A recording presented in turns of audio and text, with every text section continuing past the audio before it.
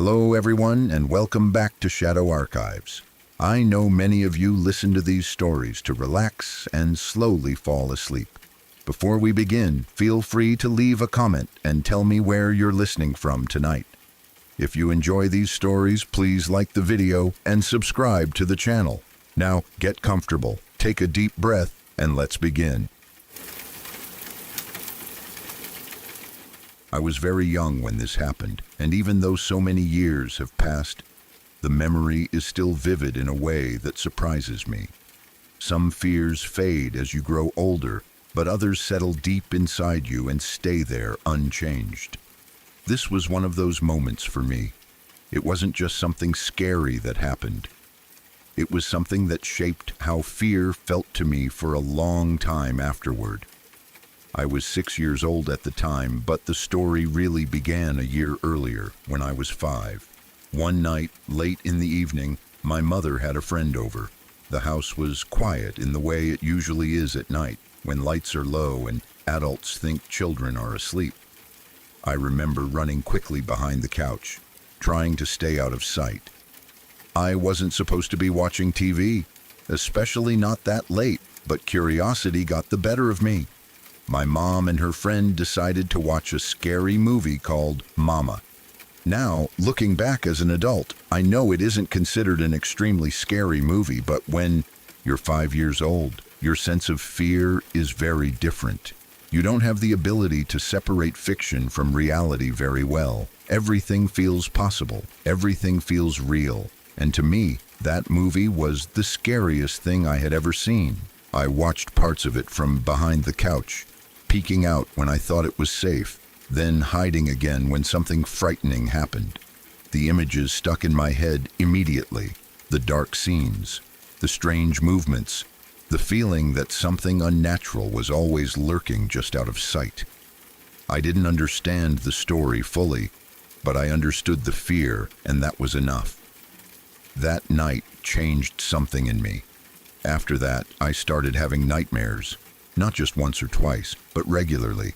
I would wake up in the middle of the night, heart racing, convinced something was in my room. Shadows looked wrong. Sounds felt threatening. I slept with my blankets pulled tight around me, afraid to move. Those nightmares didn't stop quickly either. They followed me for years. I was still having them until I was around 8 years old. But back to the main night. After the movie ended, I finally went back to my room. My mom's friend had brought her son with her, and he was staying over. He was older than me, around 11 years old. There were 2 beds in the room, and he was sleeping in the second one. I remember sitting on my bed still shaken and telling him how scary the movie was. I needed someone to understand how afraid I felt. I wanted reassurance, but he didn't care at all. He brushed it off like it was nothing. He told me it wasn't scary, that he had seen much worse movies, and that I was overreacting. At the time, that made me feel small and embarrassed. I already felt scared, and now I felt foolish for being scared. I stayed quiet after that, lying in bed, staring into the darkness, replaying scenes from the movie in my head. That should have been the end of it, but it wasn't. A year later, my mom's friend and her son came over again. By then, I was 6 years old. Even though a year had passed, I was still clearly scared of that movie. The fear hadn't faded. The nightmares had slowed down, but the images were still there, sitting quietly in my mind, ready to come back whenever I thought about them. He knew I was still scared, and instead of leaving it alone, he decided to use it against me. At some point during the visit, he told me to go into the basement bathroom and wait there. I don't remember exactly how he said it, but I remember trusting him enough to do it. He was older. He acted confident. I didn't think he would do anything truly bad. The basement itself already made me uneasy. Basements always felt colder, darker, and quieter than the rest of the house. Sounds echoed differently down there. The light never felt as bright, but I did what he said. I went into the bathroom and waited. I stood there alone, the door closed, the hum of the house barely audible above me. Remember feeling nervous, but I didn't know why. I told myself everything was fine. I was just waiting. Nothing was happening. Then, without warning, the door burst open. Before I could even react, he came into the bathroom wearing a Halloween costume. I don't remember every detail of it, but I remember that it was meant to be scary. He started screaming loudly, deliberately, right in front of me. At the same time, he shut off the light, plunging the room into darkness. Everything happened at once. The screaming, the darkness, the sudden movement. Then he grabbed me. My body reacted before my mind could catch up. I didn't understand it as a prank. I didn't understand it as a joke. To me, it felt exactly like the movie, like the nightmares. Like the thing I had been afraid of for a year had suddenly become real. I fell to the ground. I don't remember deciding to fall. My legs just gave out. I hit the floor hard and immediately started crying. Not quiet crying, not embarrassed. Crying. Full panic. Terror. My chest hurt. I couldn't breathe properly. I felt trapped, helpless, and completely overwhelmed. That moment felt endless. Eventually, the situation was stopped. Lights came back on. Adults intervened. But by then, the damage was already done. I was shaking uncontrollably, sobbing, unable to calm down. I remember feeling humiliated, scared, and betrayed all at once. It was the scariest thing I had ever experienced. Not because of the costume itself, but because of how real the fear felt. It wasn't playful fear, it wasn't excitement, it was pure panic. The kind that makes your body shut down. The kind that teaches you what terror feels like before you're old enough to understand it. That experience stayed with me. For a long time after that, I was afraid of dark rooms, especially bathrooms and basements. Sudden noises made me jump. Being grabbed unexpectedly, even playfully, made my heart race. The nightmares came back stronger for a while. My mind kept replaying that moment, mixing it with scenes from the movie until everything blurred together. As I got older, I understood that he thought it was funny, that he didn't grasp how deeply it affected me. But understanding that didn't erase the fear. It didn't change how real it felt at the time. What makes it worse is how small and powerless I was. I trusted him. I did what he told me to do, and that trust was used to scare me in the most intense way I had ever experienced. Even now, when I think about it, I can still feel that moment. The sudden darkness, the screaming, the shock of being grabbed, the way the floor felt when I hit it. Fear like that leaves a mark, especially when it happens so young. People often dismiss childhood fear as something harmless, something you'll just grow out of. But moments like that don't always disappear. They shape how you react to the world. They teach your body what danger feels like, even when your mind knows you're safe. That night in that basement bathroom, fear stopped being imaginary for me. It became something real, and even though I grew up, even though I know now that it was a cruel prank and nothing more, that moment still stands as one of the most terrifying experiences of my life.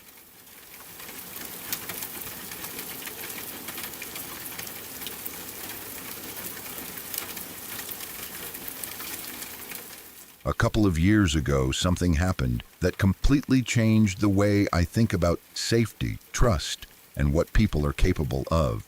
Even now, when I think about it, there's a tight feeling in my chest that I can't fully shake.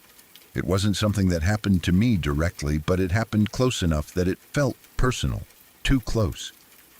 The attack happened on the same street where my family was living at the time, not across town, not in a different neighborhood. It was less than a 5-minute walk from our house, a place we passed regularly without a second thought, a place that had always felt ordinary, quiet, and familiar. That's what made it so terrifying. From the outside, it was just another house on a residential street. Families lived there, people came and went, kids played nearby. Nothing about it suggested that something horrific would unfold there. And yet, one night, everything changed. A few people were brutally attacked and robbed inside that house. The details that came out afterward were almost impossible to process. What stood out most was that they were incredibly lucky to be alive. That phrase kept coming up when people talked about it. Lucky to be alive. And the more I learned about what happened, the more I understood just how true that was. One of the victims had his throat slit. Just writing that still feels unreal. A violent, deliberate act meant to kill. Somehow, against all odds, he didn't die immediately. Instead, badly injured and bleeding, he managed to escape the house. He stumbled down the street, desperate, barely holding on, and made it to another home nearby. He knocked on the door. Imagine being the family inside that house. You hear a knock late at night. You open the door and see a man standing there, severely injured, his throat cut, bleeding, clearly in shock. Most people wouldn't hesitate. You wouldn't stop to think. You'd let him in. You'd call for help. That's exactly what they did. They brought him inside and called 911. But the nightmare didn't end there. The man who had slit his throat followed him. While the family was trying to help, while they were on the phone with emergency services, the attacker walked right through the door. He used the moment of chaos and compassion as an opportunity. He attacked the family inside the house. The idea of that still makes my stomach turn. It wasn't random violence fueled by panic. It wasn't someone lashing out in a moment of desperation. It was calculated. He knew what would happen. He knew someone would open the door. He knew they would be distracted, focused on helping, focused on saving a life. And he used that exact moment to strike again. Thankfully, the police were already on their way.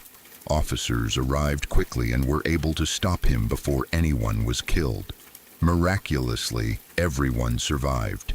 But survived doesn't really capture what they went through. They were all severely injured, physically and emotionally. Their lives were changed forever in a matter of minutes. When the news spread through the neighborhood, it felt like a shockwave. People stood outside talking in hushed voices. Parents pulled their kids closer. Doors were locked earlier than usual. Lights stayed on late into the night. No one could believe something like that had happened so close to home. For me, the hardest part wasn't just the violence itself. It was the mindset behind it. I couldn't stop thinking about what kind of person you have to be to do something like that. To slit someone's throat, knowing they might survive long enough to seek help. To follow them, knowing exactly what would happen next. To rely on human kindness as a weapon. To turn compassion into an opportunity for more violence. That thought haunted me. I kept replaying it in my head. The attacker knew someone would open the door. He knew someone would call 911. He knew there would be a moment of vulnerability, and he chose to exploit it. That level of cruelty and awareness is terrifying. It's not just violence, it's manipulation. It's using the basic instincts of good people against them. After that, my sense of safety was never the same. I started questioning everything I had always assumed. I had grown up believing that if someone was hurt, you help them. That if someone knocked on your door asking for help, you open it. That doing the right thing would protect you. That kindness was safe. Suddenly, none of that felt certain anymore. I found myself thinking, what would I do in that situation? If someone knocked on my door late at night, injured and desperate, would I let them in? Would I hesitate? Would I try to help from behind a locked door? Would I call 911 without opening it? And if I did hesitate, would that make me a bad person? Those questions didn't have easy answers. What made it even harder was knowing who lived nearby. My grandparents were right there. My nieces and nephew were right there. People I loved, people I wanted to protect. The idea that something like that could happen within walking distance of them kept me awake at night. For a long time after, I didn't sleep well. Every sound outside felt louder. Every knock, even during the day, made my heart jump. I checked locks more than once. I replayed worst-case scenarios in my head. imagining what I would do if someone came to the door in trouble, or if someone tried to force their way inside. I hated that fear had taken root like that, but I couldn't ignore it. The reality was that someone nearby had done something unimaginably violent, and they hadn't hesitated to hurt strangers who were only trying to help. The street eventually went back to normal, at least on the surface. The police tape came down, the news trucks left, people returned to their routines, but something invisible had changed. The sense of innocence was gone. The assumption that terrible things only happen somewhere else no longer felt true. What stays with me most is how thin the line was between ordinary life and absolute chaos. One knock on a door, one decision to help, one moment of trust. I still believe in helping people. I still believe most people are good. But that experience taught me that there are exceptions, and those exceptions can be devastating. It taught me that awareness matters, that caution isn't cruelty, and that protecting your loved ones sometimes means thinking through situations that feel uncomfortable to question. I don't blame the family who opened the door, not for a second. They did what most of us would have done. They acted out of compassion. The blame belongs entirely to the person who chose to exploit that compassion in the most violent way possible. Even now, years later, I think about how close it all was, how easily it could have been someone else, how easily it could have been my family. That knowledge doesn't fade. It sits quietly in the background, shaping how I see the world. That night proved something I wish I had never learned, that sometimes the most dangerous people don't just rely on force, they rely on our humanity. And once you realize that, it's impossible to unsee it. I still lock my doors. I still check on my family. And I still hope I never have to face a moment like that myself. But if I do, I know it won't be simple. Because after seeing what happened so close to home, I understand just how complicated survival, fear, and kindness can become when they collide.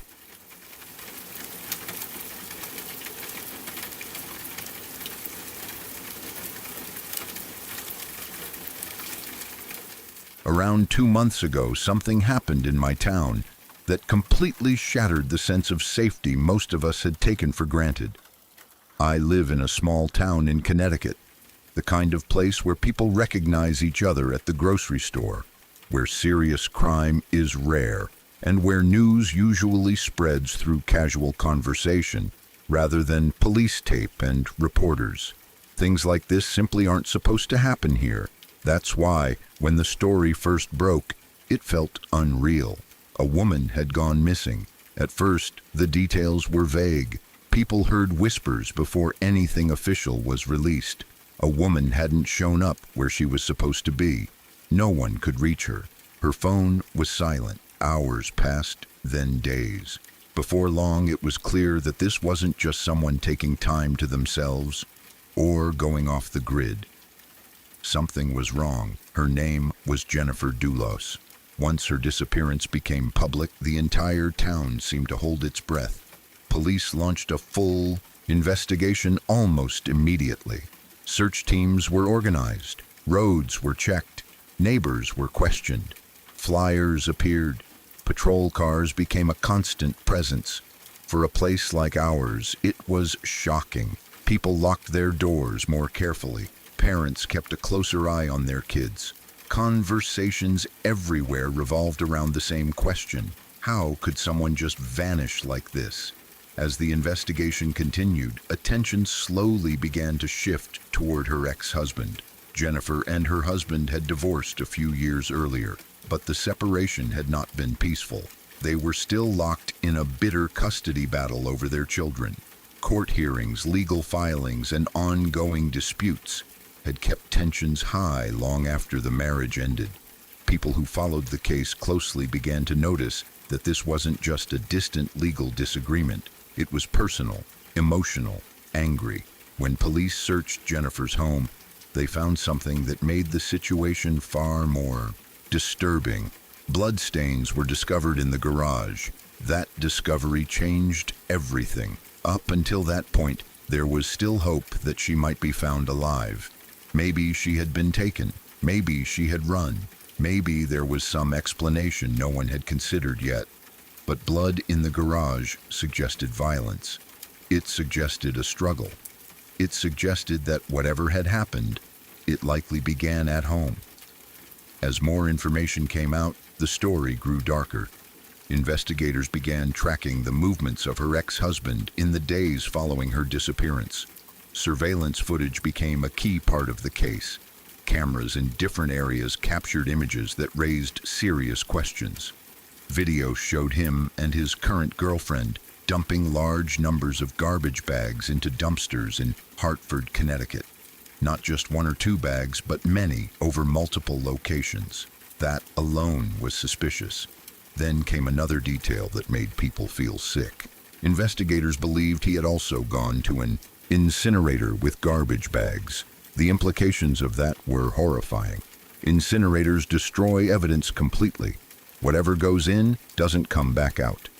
The idea that someone might use one to dispose of evidence tied to a missing person was chilling. It suggested planning. It suggested an attempt to erase someone entirely. What made this even more unsettling was his line of work. He owned a construction company. Because of that, it wouldn't have been unusual for employees to transport materials, debris, or garbage bags as part of their job. If workers were asked to take bags to an incinerator, they likely wouldn't question it. It would have seemed normal, routine, just another task. That possibility made the situation feel even more disturbing, not just because of what may have been done, but because of how easily it could have been hidden in plain sight. As weeks passed, the investigation continued, but answers remained frustratingly incomplete. Then, more recently, another development surfaced. Some of Jennifer's bloodied clothing was found in a dumpster. That discovery confirmed what many people had already feared. She had been injured. She had bled. Whatever happened to her was violent.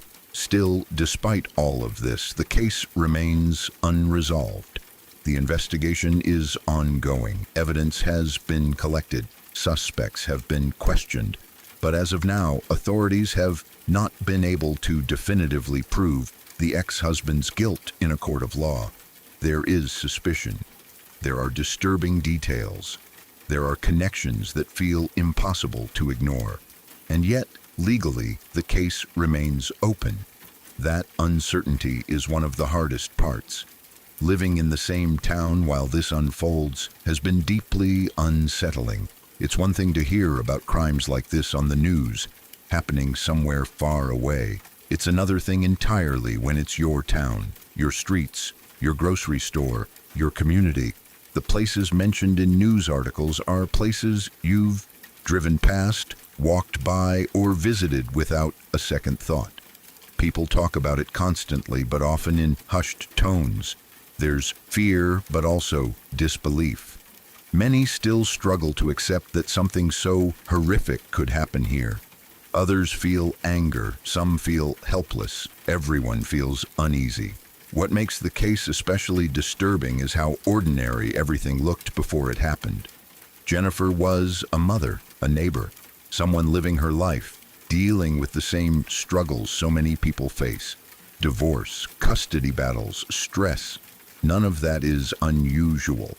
What followed was, it forces you to think about how quickly things can turn dark, how personal conflicts can escalate into something unimaginable, how the people closest to us can sometimes be the most dangerous. The fact that the investigation is still ongoing leaves a constant sense of tension in the air. There's no closure, no final answer, just unanswered questions and the knowledge that someone is missing, likely gone forever, while the truth remains just out of reach. For those who want to understand the full scope of what happened, the case has been widely covered. Searching Jennifer Dulos will bring up countless articles, timelines, and updates. Each one adds another layer to a story that already feels overwhelming. For me, though, it's not just a headline or a true crime case. It's something that happened here. Something that changed how safe this town feels. Something that reminds me that even in quiet places, even in communities where nothing ever happens, terrible things can still unfold. And the most unsettling part is that until the truth is fully uncovered, until there is real justice, that feeling won't go away. It lingers. It sits in the background of everyday life, a constant reminder that sometimes the most horrifying stories don't happen somewhere else. Sometimes they happen right where you live.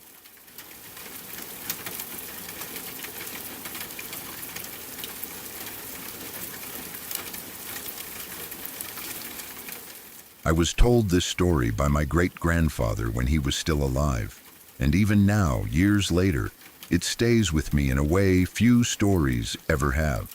He didn't tell it often, and when he did, it wasn't dramatic or exaggerated. He spoke about it calmly, almost quietly, but there was something in his voice that made it clear how deeply it had stayed with him. It wasn't just a childhood memory, it was a moment that had followed him his entire life. When this happened, he was only a small child. He grew up in rural Missouri, in a time when life was simpler in some ways, but also far more dangerous. Their family lived in a small cottage surrounded by woods and open land. There were no paved roads, no nearby towns, and no modern conveniences. Everything they needed came from the land around them. Water had to be collected by hand. Food was grown, hunted, or traded. Nature wasn't something you visited for fun. It was something you lived inside of every day. One day, his mother needed to fetch water from a nearby creek. It was about half a mile from their cottage, far enough that it required a deliberate trip, but close enough that it was part of their regular routine. She placed him on the horse with her, sitting in front so she could keep an eye on him as they rode. He remembered the horse clearly, steady and familiar, used to carrying them along the narrow path that wound through the trees. At the time, he didn't understand why his mother was so alert. He remembered her posture being tense, her eyes constantly scanning the tree line as they rode. As a child, he thought nothing of it. To him, it was just another trip to the creek. He was excited, curious, and full of energy, unaware of the dangers that surrounded them. When they reached the creek, she dismounted and helped him down. The water was shallow, only a few inches deep, clear enough to see the stones at the bottom. It was peaceful, quiet, and calm. Birds chirped overhead and the sunlight filtered through the trees. To a child, it felt safe, inviting. He stepped into the creek and began to play, splashing water with his hands, watching it ripple around his feet. That was when everything changed. Without warning, his mother began screaming, not shouting his name, not calling for help, screaming in pure terror. He remembered the sound of it clearly, even decades later. He said it was a sound he had never heard before and never heard again. It wasn't just fear, it was panic, urgency, and desperation all at once. She was shouting at something across the creek, her voice breaking as she yelled. At first, he didn't understand what was happening. He was confused, frozen in place, still standing in the middle of the water. Then she grabbed him. She didn't gently pull him out. She yanked him from the creek with a strength that surprised him, lifting him up and placing him onto the horse in one swift motion. He remembered her hands shaking as she did it. She climbed onto the horse behind him, turned it sharply, and kicked it into motion. The horse responded immediately, sensing the urgency. It didn't hesitate. It bolted forward, hooves pounding against the dirt as they fled. As they rode away, my great-grandfather did something that would stay with him forever. He looked back. Behind them, on the other side of the creek, he saw it. A mountain lion. He described it as large, powerful, and terrifyingly fast. Its body was low to the ground, muscles rippling beneath its fur as it charged toward them. This wasn't an animal hesitating or watching from a distance. It was actively attacking. It had chosen its target, and it was moving with purpose. The creek offered no real obstacle. The water was shallow, barely slowing it down. He watched as the mountain lion entered the creek, splashing through it, closing the distance. He said it made it about halfway across before the gap between them finally began to widen. The horse had enough of a head start, just enough. They escaped. He remembered clinging to his mother as the horse ran, his heart pounding, his mind unable to fully understand what he had just seen. He didn't cry. He didn't scream. He was too shocked for that. He just held on, feeling the powerful movement of the horse beneath them and the frantic rise and fall of his mother's breathing. They didn't stop until they were safely back at the cottage. Only later did he begin to understand how close he had come to death. As he grew older, he realized something else that made the memory even more unsettling. His mother almost always carried a rifle with her when she went out, especially when traveling to the creek or through the woods. It was a normal precaution in those days. Predators were common and people knew the risks. She was careful, prepared, but for some reason that day she didn't have it. He never knew why. Maybe she thought it would be a quick trip. Maybe she had set it down and forgotten. Maybe she assumed it was safe. Whatever the reason, that single difference could have changed everything. If she had been slower to react, if the horse had hesitated, if the mountain lion had been just a little faster, the outcome would have been very different. There would have been no story to tell. No memory passed down, no future generations. That realization is what makes the story so frightening to me. It's not just about a close call with a wild animal. It's about how fragile existence really is, how entire family lines can hinge on a single moment, a single reaction, a few seconds of distance. My great-grandfather survived because his mother screamed at the right moment, because she acted without hesitation, because the horse ran when it needed to. If any one of those things had gone differently, I wouldn't be here. That thought has always stayed with me. When he told the story, he didn't dramatize it. He didn't talk about fear or trauma. He simply stated what happened. But there was something heavy in the way he spoke about looking back and seeing the mountain lion charging through the creek. That image never left him. He said he could still see it clearly, even in old age. He lived a long life after that. He raised a family. He worked, struggled, laughed, and grew old.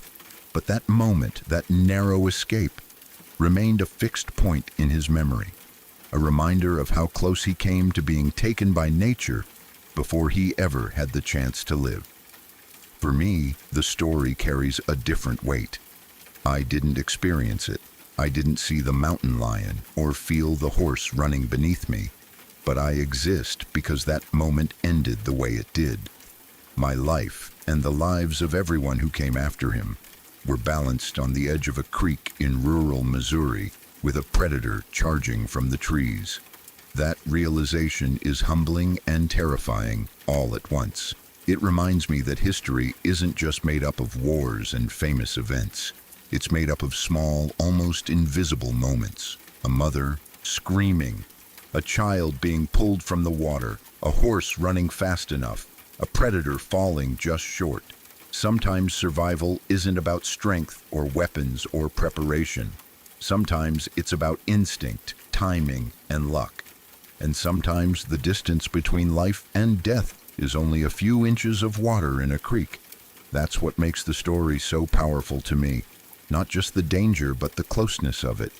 The fact that everything I know, everyone I love, traces back to a moment where death nearly reached out and grabbed hold, but missed.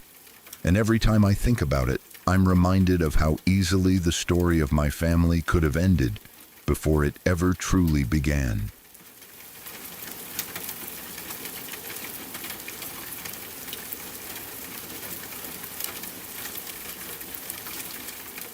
One of my co-workers told me this story, and even hearing it secondhand still makes my skin crawl. It's one of those situations that starts off so ordinary that you can easily imagine yourself doing the exact same thing she did, which is probably why it's so unsettling. She lives in a townhouse on the very top floor. It's a fairly normal place, nothing fancy, nothing run down. Just a quiet residential neighborhood where people go about their lives without expecting anything strange to happen. Like most townhouses, there's an attic space above her ceiling, not somewhere she ever had a reason to go. Every now and then, she would hear a faint rustling sound coming from above her. It wasn't constant, just occasional movement, usually at night when everything else was quiet. At first, she brushed it off completely. Old buildings make noise. Wood expands and contracts. Pipes shift. And if it was anything else, she assumed it was probably rats or some other small animal. She told herself she was overthinking it. Weeks went by, then months.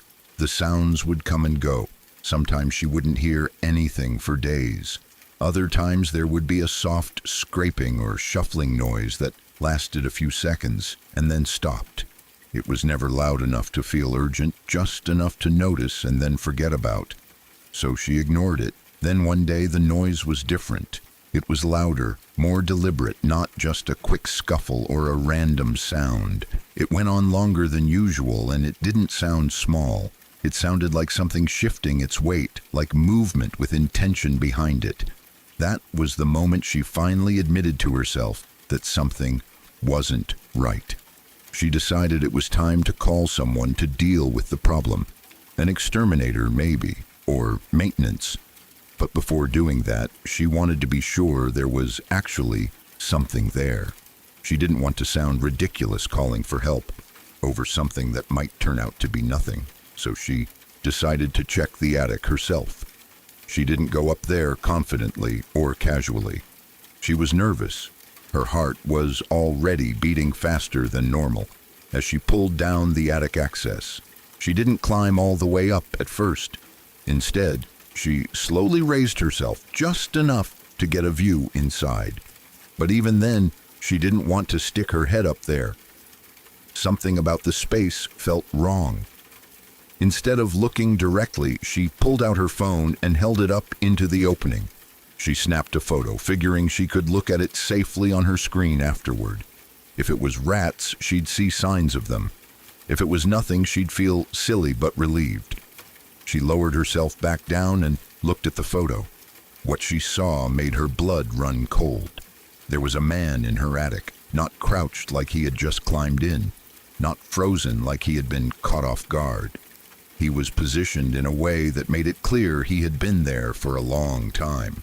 There were belongings around him, items, placed deliberately. It wasn't someone passing through, it was someone living there. He had been sleeping above her ceiling, watching her come and go, listening to her life from just a few feet away. She told me that her body went completely numb when she realized what she was looking at. For a moment she couldn't even scream.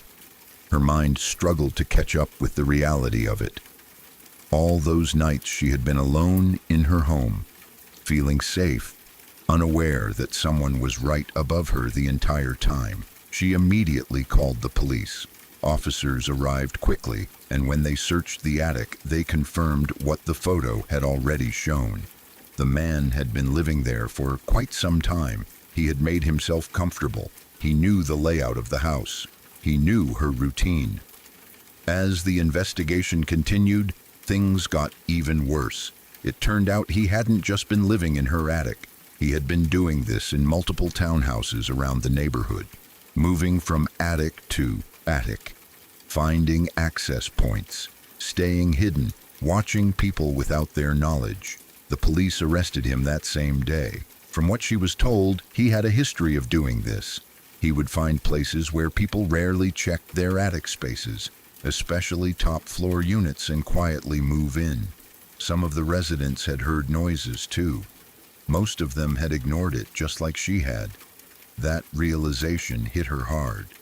If the noise hadn't gotten louder that day, if she hadn't finally decided to check, there's no telling how long he would have stayed there. Weeks?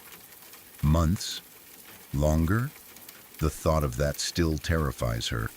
She showed me the photo once. I wish she hadn't. There's something deeply disturbing about seeing proof of a person hiding in a place you associate with safety. It wasn't blurry or unclear. It was unmistakable. A human presence where no human should ever be. Knowing that the photo was taken just feet below him, without him knowing at the time, made it even worse. That image still haunts me, not just because of what it shows, but because of what it represents. The idea that someone can live so close to you, in your own home, without you knowing. That the sounds you dismiss, the instincts you ignore, might be warning you about something far more dangerous than you ever imagined. Every time I hear a strange noise in my own house now, I think about that story. I think about how easy it is to explain things away, how comforting denial can be, and how terrifying it is to realize that sometimes the thing you're afraid of really is there, waiting quietly just out of sight.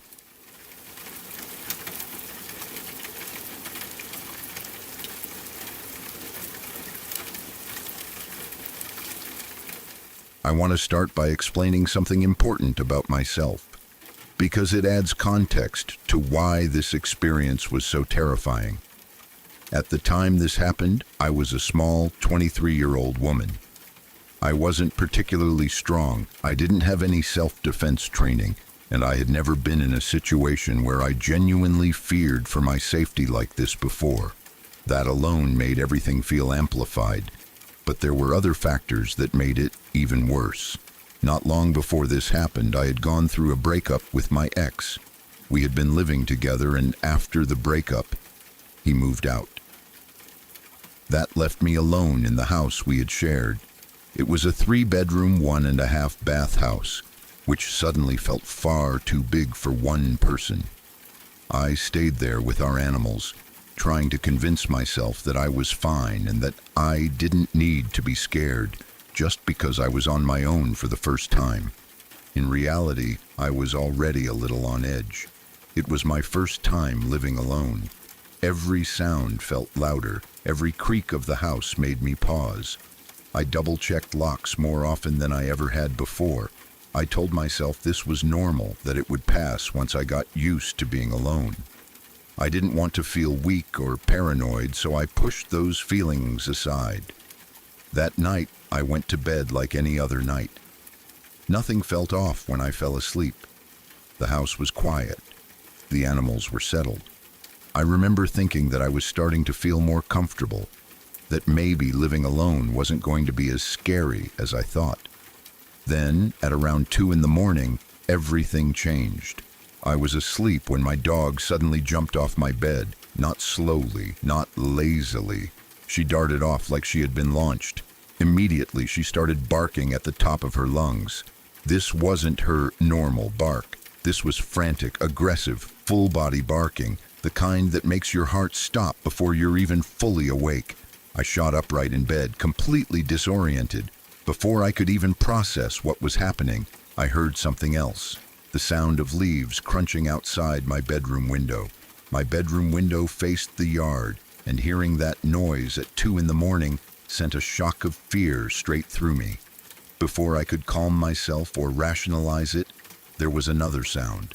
Someone tapped on my window. At first, it was light, almost hesitant.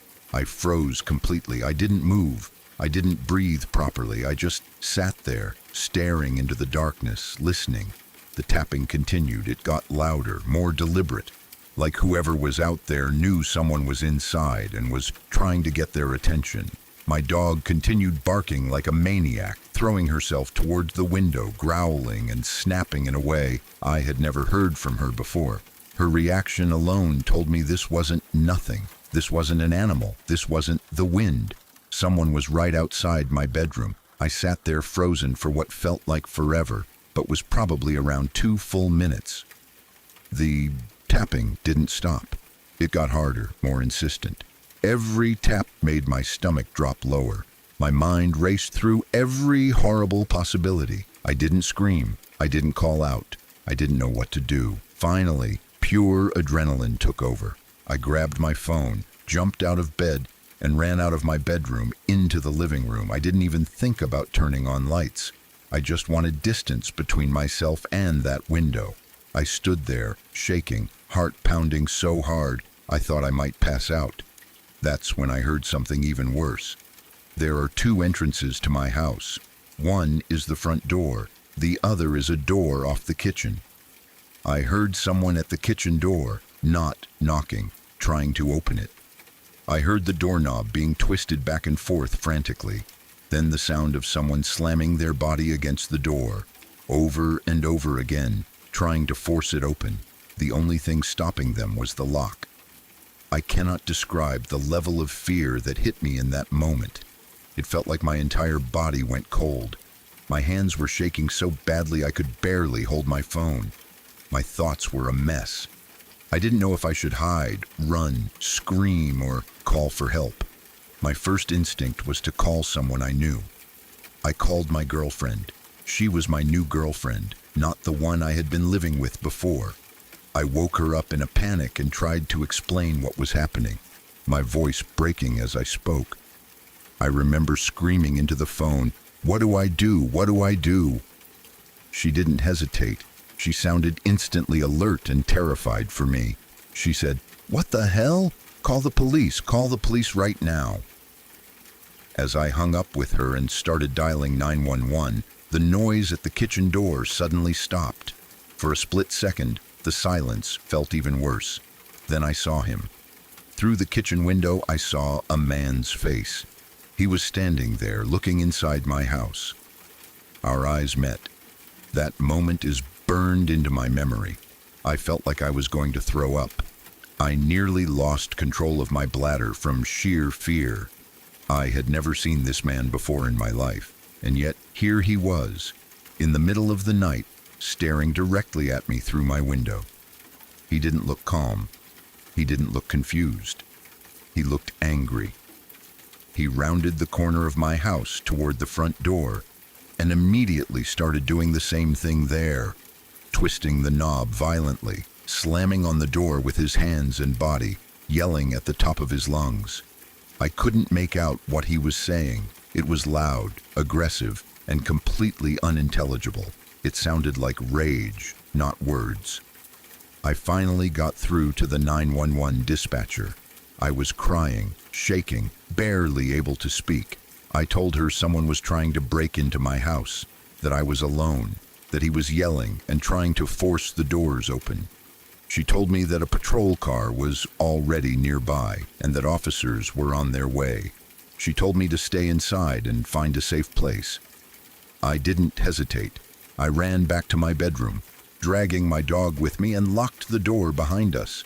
I hid as far from the door as I could, sitting on the floor, holding my dog tightly while she continued to growl and bark. Every sound outside made me flinch. I was convinced that at any second I would hear glass shatter or the door give way. Then, suddenly, everything went quiet. No yelling, no banging, no footsteps. The silence was almost worse than the noise. I stayed in my room for several minutes, barely breathing, afraid to move. Eventually, I forced myself to get up and carefully peek out, expecting to see police lights or officers outside. There was nothing. The patrol car was already gone. About 30 minutes later, my phone rang. It was an officer calling to explain what had happened. He told me that the man had been extremely drunk and had mistaken my house for his own. He believed his wife had locked him out, which was why he was so angry and trying to get inside. Hearing that explanation didn't make me feel better. If anything, it made my stomach twist. Drunk people don't think clearly. Drunk people don't act rationally. Drunk people can become violent very quickly, especially when they're angry and confused. The fact that he thought I was his wife made it even worse. I can't stop thinking about what would have happened if my doors hadn't been locked. I lock my doors religiously, and that habit likely saved me. If he had managed to get inside and found me alone, terrified and half his size, I don't know how that situation would have ended. Even if he hadn't meant harm, confusion and alcohol are a dangerous combination. And if in his drunken state he had mistaken me for his wife, the situation could have escalated in ways I don't even want to imagine. That night changed me. I became more cautious, more aware. I trusted my instincts more. I stopped feeling silly for being afraid and started accepting that fear can exist for a reason. I still think about that night sometimes, about the tapping on the window, about his face staring back at me, about how close I came to something far worse. And every single night, without exception, I lock my doors.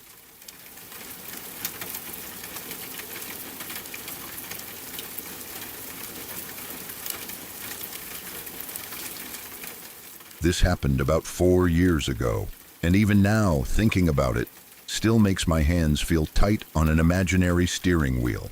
It's one of those experiences that doesn't fade with time.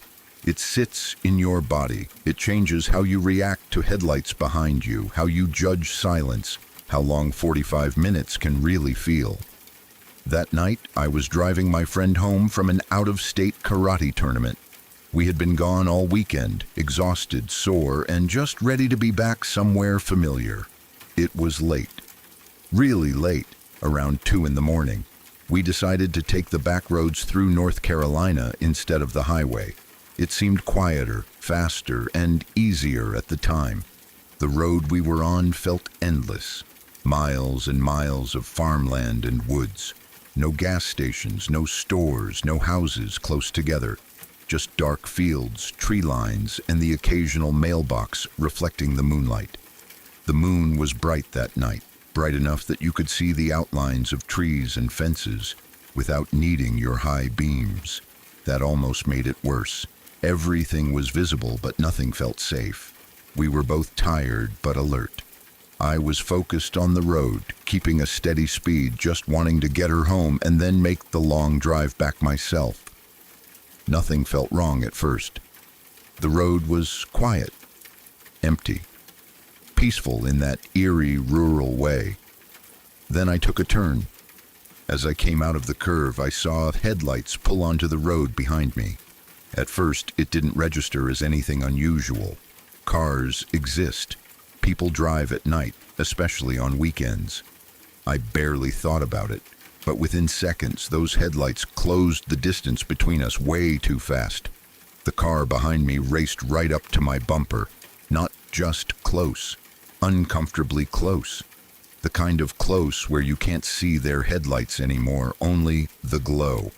The kind of close that makes you instinctively check your rearview mirror over and over, hoping they'll back off. They didn't. They stayed right there. I slowed down slightly, thinking maybe they were just coming up fast and would pass me. The road was empty. There was nothing stopping them. But they didn't pass. They stayed glued to me, matching every move I made. A couple of minutes passed, then more. That's when the fear started creeping in. I tried to stay calm. I reminded myself that people tailgate sometimes. Maybe they were impatient. Maybe they were drunk. Maybe they were just being an asshole. I didn't want to jump to worst-case scenarios, but something felt wrong. My friend noticed it too. She didn't say anything at first, but I could feel the tension shift in the car. The silence became heavier. Eventually she asked quietly, "Are they following us?" I didn't answer right away because I didn't want to say yes out loud. At the time, I wanted to go into law enforcement. I had that mindset of staying calm, observing, not panicking. My friend was a country girl, tough, used to back roads and darkness, so we both put on brave faces. We joked a little. We told ourselves it was nothing, but honestly, we were terrified. The car stayed on my bumper for miles. No flashing lights, no attempt to pass, no honking. Just relentless pressure, like they were hurting us, pushing us forward. I started taking turns faster than I normally would, then faster than I should have. I pushed the speed up to 70, then 80, sometimes more. These were cracked concrete back roads, uneven and poorly lit. Deer country, the kind of place where one wrong move ends everything. I kept thinking, please don't let a deer jump out. Please don't let a tire blow. Please don't let me lose control. The car behind me never backed off. They took every turn with us, stayed just as close, never passed. At that point, the fear was no longer abstract. It was physical. My chest felt tight. My hands started to ache from gripping the wheel so hard. Time slowed down in that awful way where every second stretches, but you're painfully aware of how long it's been going on. We talked about calling the police. Then reality hit us. We were deep in unfamiliar back roads, no clear landmarks, no idea where we actually were. We didn't even know if we had cell service strong enough to reach a 911 dispatcher. And if we did get through, what would we tell them? We're on a dark road somewhere between nowhere, and someone is chasing us. 45 minutes. That's how long it went on. 45 minutes of speeding, heart pounding, checking mirrors, trying to think clearly while panic ate away at our nerves. At some point, my body started to feel shaky, like adrenaline was burning through everything I had. We started talking about what would happen when we reached her house.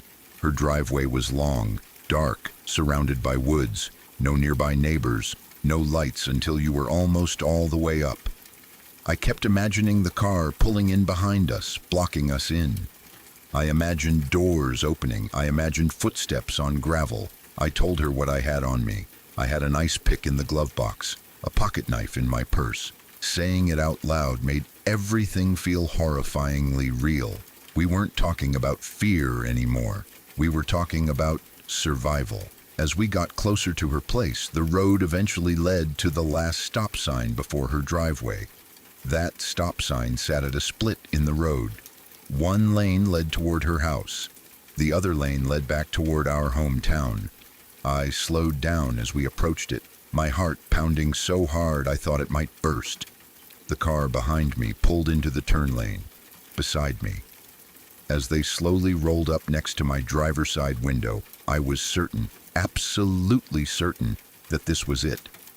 I truly believed that in the next few seconds, something terrible was going to happen. My body went cold, my vision narrowed. I could barely hear anything over the sound of my own heartbeat. And then I saw the writing on the side of the car, County Sheriff. It was a sheriff's deputy. I felt a wave of emotions crash into me all at once. Shock, confusion, rage, relief that twisted into something ugly. My hands were shaking so badly I had to force myself to keep the car steady. The deputy didn't look at us, didn't acknowledge us, didn't say anything. They turned toward town and drove away, just like that. After 45 minutes of terror, after pushing us to unsafe speeds on dangerous roads, after making two young women believe they were about to be assaulted or killed, they just left. We sat there for a moment in stunned silence. Neither of us spoke. The adrenaline drained out of my body so fast it made me feel sick. I pulled onto her driveway, parked, and only then did I realize how badly my legs were shaking. I stayed with her for a while to make sure she was okay before driving home myself. The rest of the night passed in a blur, but that stretch of road has never left me. To this day, I still don't know why that deputy did what they did. Maybe they were running plates. Maybe they suspected something. Maybe they thought they were teaching a lesson. Or maybe they just didn't think about what it feels like to be on the other side of that badge, alone on a dark road with no context and no explanation. All I know is this: that night taught me how thin the line is between authority and terror, how easily fear can be created without a single word spoken, and how dangerous it is when someone with power forgets that the people there behind the wheel of that cruiser aren't just silhouettes in the dark. Fuck that deputy, because fear like that doesn't just disappear. It stays with you, riding quietly in the back seat, every time headlights pull in too close behind you on an empty road.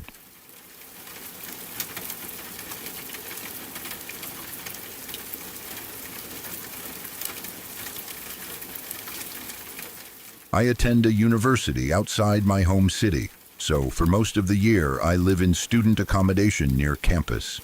That arrangement usually works fine, but this particular year, my accommodation contract ended a week before my final exam. At the time, I didn't think much of it. I assumed I would figure something out when the time came. As the exam got closer, I realized I didn't really have a solid plan, and like many students, I relied heavily on last-minute studying. It isn't responsible, but cramming the night before had saved me more than once. My idea was simple. I would go to the university library, which is usually open 24/7, and pull an all-nighter there. I figured I could study through the night, take my exam in the morning, and then head home. It wasn't ideal, but it felt manageable. On the night before the exam, I packed my bag, grabbed my notes, and headed toward the library just before midnight.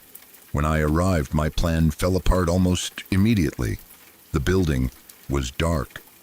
At first, I thought maybe I had gone to the wrong entrance, but as I walked closer, I saw a sign taped to the door saying the library was closed for emergency maintenance.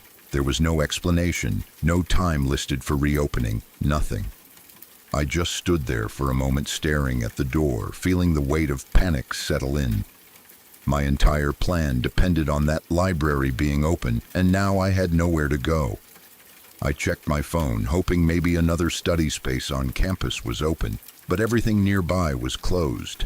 At that point, my only real option was to find somewhere to stay for the night. Going all the way home wasn't realistic, and I couldn't just wander around until morning. I decided to look for a hotel where I could at least sit, study, and maybe get a little rest. I opened a booking app on my phone and started searching.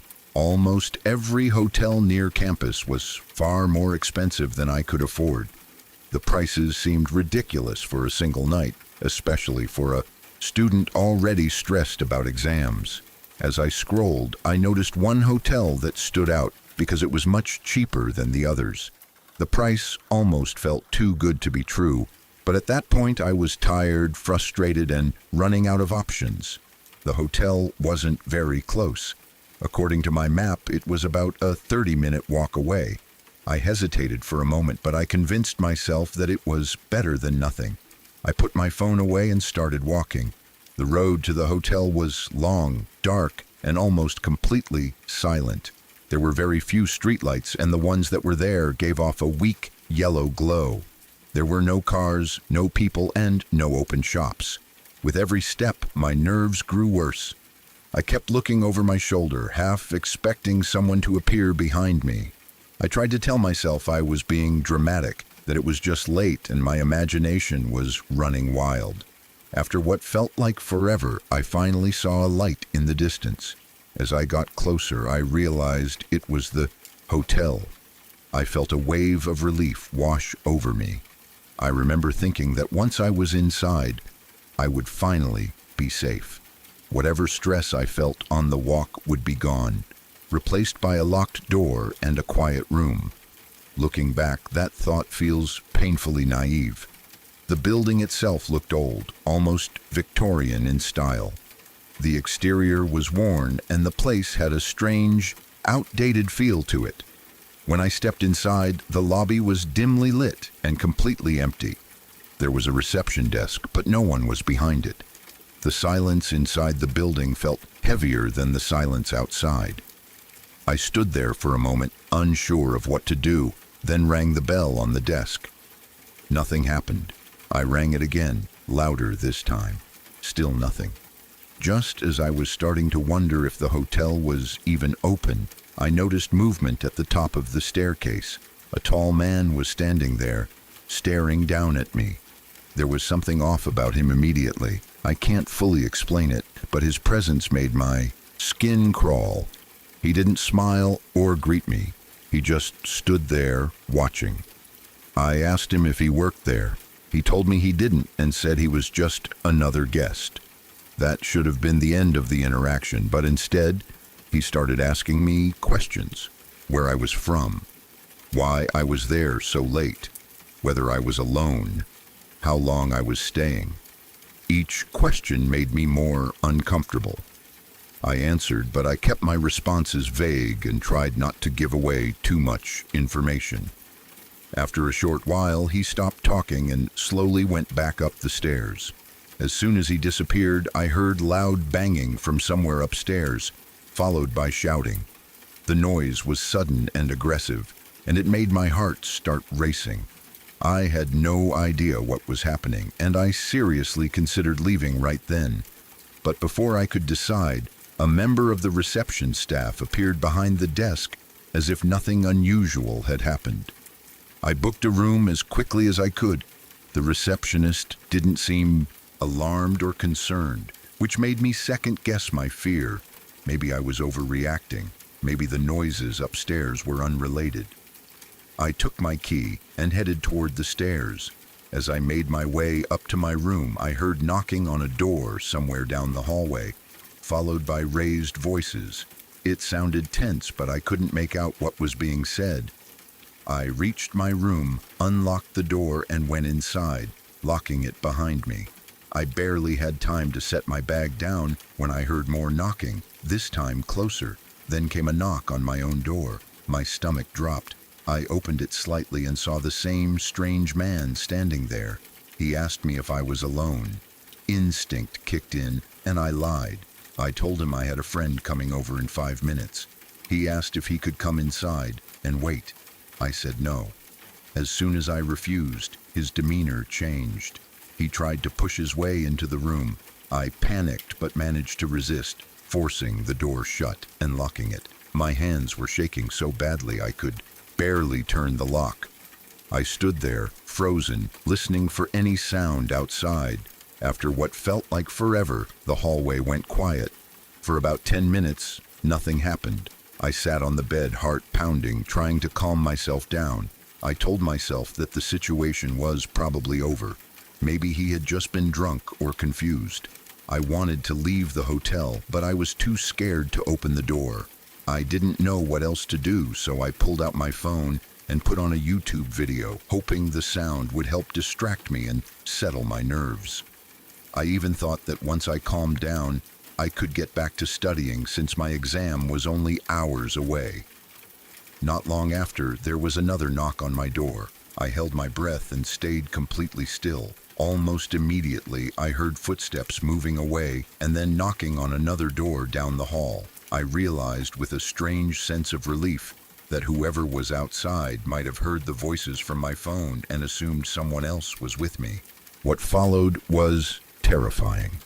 After a brief silence, there was violent banging, so loud it made the walls shake. I heard screaming and shouting from the room next to mine. It sounded like a struggle. I genuinely thought someone was about to be killed. I was shaking so badly I felt like I might pass out. Not long after that, police sirens filled the air. Officers arrived and quickly took control of the situation.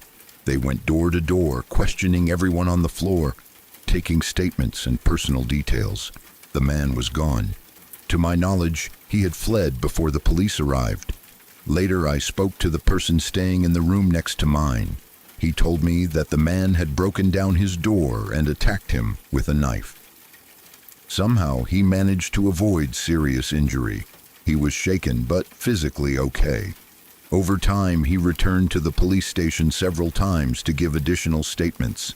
He later told me that police informed him the attacker was a prime suspect in previous violent incidents and possibly a murder. I don't know whether the man was ever caught. I never received an update, and I didn't follow up with the police myself. At the time, I was only 19 and overwhelmed.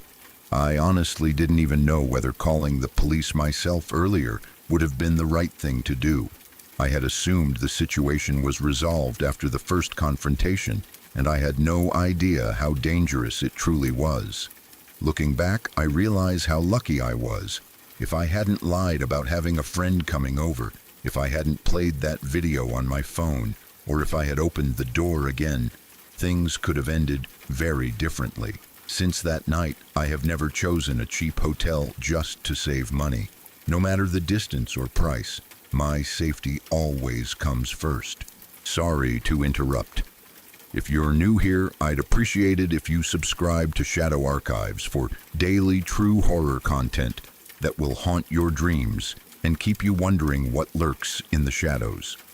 And don't forget to tap the notification bell so you never miss a new story when the darkness calls out to you.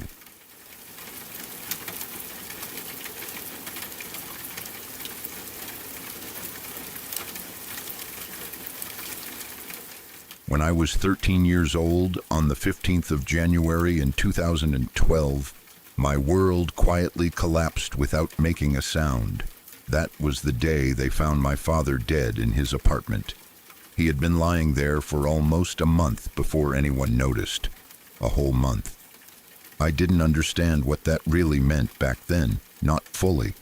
I only knew that my father was gone and that he had been gone for a long time before the world decided to tell us.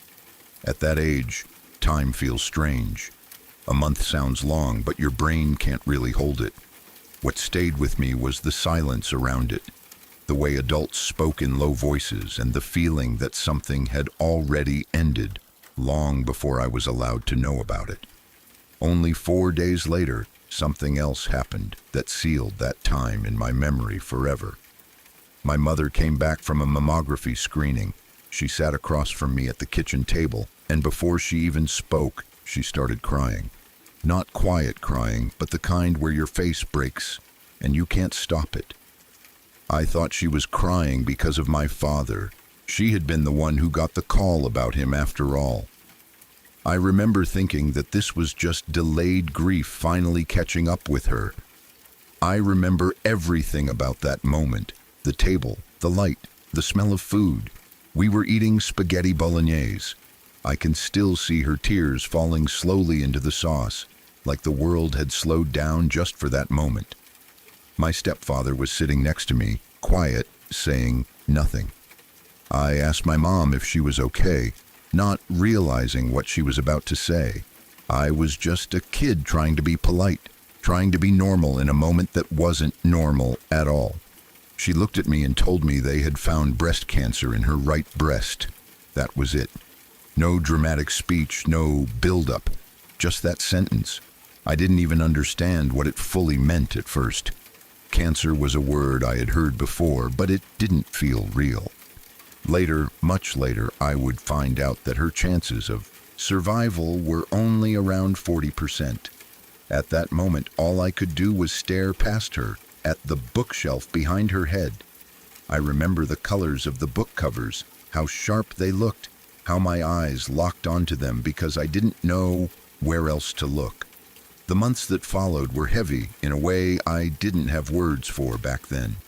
With more and more radiation, my mother lost all her hair. I watched it happen slowly, then all at once. One day her hair was thinner, the next day it was gone. She looked smaller without it, more fragile, but she survived. Somehow, she survived.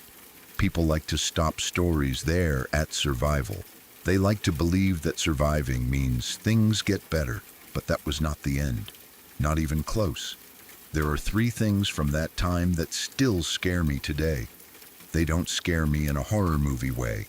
They scare me quietly, the way memories creep up on you when you're alone. The first is my older brother. Today he is addicted to drugs, but even back then, alcohol had already taken a strong hold on him.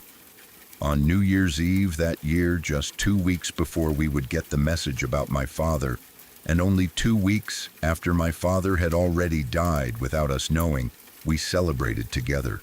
My mom, my stepfather, my brother, his girlfriend, and a few friends were all in his apartment.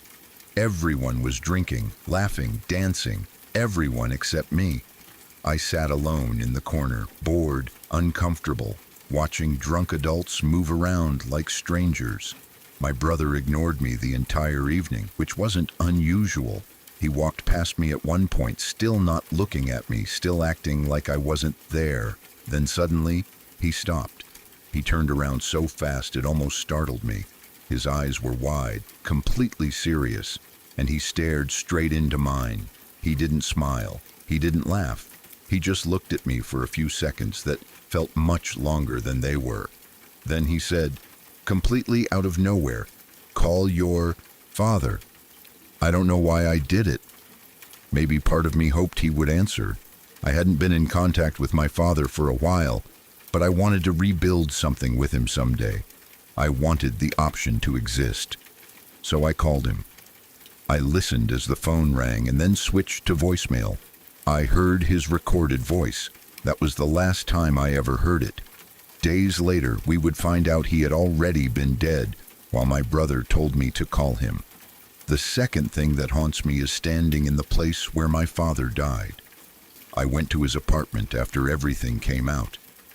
I stood there knowing that this was where my blood came from, where my ancestor, my creator, had taken his last breaths. The couch terrified me the most. That was where he spent his last days, 49 years old, dead from organ failure. Alcohol had taken him piece by piece long before it finally finished the job. The third thing is the longest, the heaviest, and the one that shaped me the most. It is my stepfather and my mother's mental illness, and the way they wrapped around my childhood like a trap I couldn't escape. From around 2010 until 2017, our home was not a safe place. My stepfather assaulted, broke, and destroyed both me and my mother, emotionally and physically. Instead of supporting us, instead of changing, instead of apologizing, instead of leaving, instead of giving up alcohol, instead of stopping, he chose to drink every night. He worked as a waiter, which meant alcohol was always there, always easy to access. He usually came home around midnight. I learned to recognize his arrival without seeing him. The light would turn on in the hallway, shining through the small gap between my door and the floor. That light became a warning signal. After that came my mother's screams for help. Then came his screams, full of anger, then crying, then the sounds of glass breaking, or heavy furniture being thrown or falling. Sometimes the police came. Over time, even they stopped trying. I tried everything I could as a child. First, I fought against him, thinking strength would fix it. When that failed, I fought against my mother because she was the one who always let him stay. Then I realized she was also a victim, and I found myself stuck in a horrible place where I loved her and hated her at the same time. The worst part was watching her lose all her hair because of cancer while he kept abusing her anyway. She defended him, saying, "That's his way of dealing with this." Hearing that from her broke something inside me that never fully healed. Nobody cared about my mental health during those years. Not teachers, not family, not authorities. I was just expected to survive quietly, and somehow I did. All of this left deep marks inside me, but I still managed to graduate as the best student in my year. Shortly after that, I escaped. I moved to Australia, about 20,000 kilometers away from home. I am still here. People often ask what this story is supposed to mean. To me, it means that domestic violence is real. It happens every day, far more often than people like to believe. You never truly know what someone has lived through. You never really know. On the evening of my graduation, I was given the chance to hold a speech. I talked about the things we don't see, the things we ignore, the quiet suffering behind normal faces. It was my scream for help, even if I didn't call it that at the time. Nobody understood it. Everyone congratulated me. My mother left the room before I finished speaking. She knew exactly what I was talking about.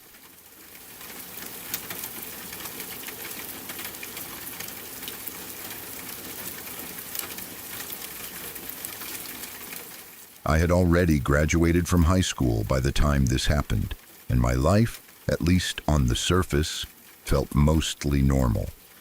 I had started dating someone, and even though things weren't perfect, I felt like I was moving forward. About a year later, I dropped out of college. I was young, unsure of myself, and trying to figure out who I was and where I fit in the world. The year was 2010. I want to be careful with details because if I say too much, it would be possible for someone to figure out who I am. Some parts of this story will always stay vague for that reason. I had a friend who lived down the road from me. He was younger than I was, and through a strange coincidence, he had a half-brother who was also the half-brother of another friend of mine who was my age. Small towns are like that. Everyone is connected somehow, often in ways you don't even realize at first. I had spent a lot of time around him over the years. For the sake of this story, I'll call him S. At the time, I was fairly close to both of his sisters, even though they didn't know each other. That alone tells you how complicated and fragmented some family situations can be. My parents also knew S personally. He wasn't a stranger. He wasn't someone who set off alarm bells. He was familiar, known, and, at least on the surface, trusted. He didn't usually ask me to do things one-on-one. Most of the time, if we hung out, it was me, him, and one of his sisters together. So when he asked me if I wanted to go mud riding in his truck, none of us thought it was particularly strange. It didn't feel dangerous. It didn't feel like a setup. What I didn't know at the time was that he had told my parents something completely different. He told them I was going over to fix his computer. That lie would matter later in ways I couldn't have imagined in that moment. We drove out toward the woods, farther and farther from town. At first, I didn't think much of it.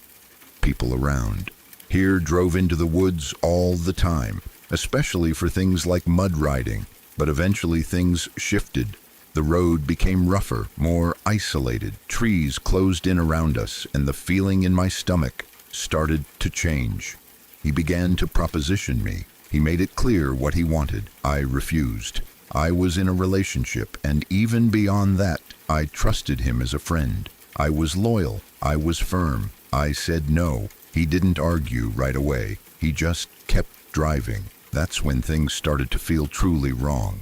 We drove into an area near a train bridge, deep in the woods. Shortly after passing through it, the truck ran out of gas. At the time, it felt like bad luck. Later, I questioned whether it really was. We were stranded roughly 16 miles into the woods, and the light in the sky was already starting to fade. Panic crept in slowly at first and then all at once.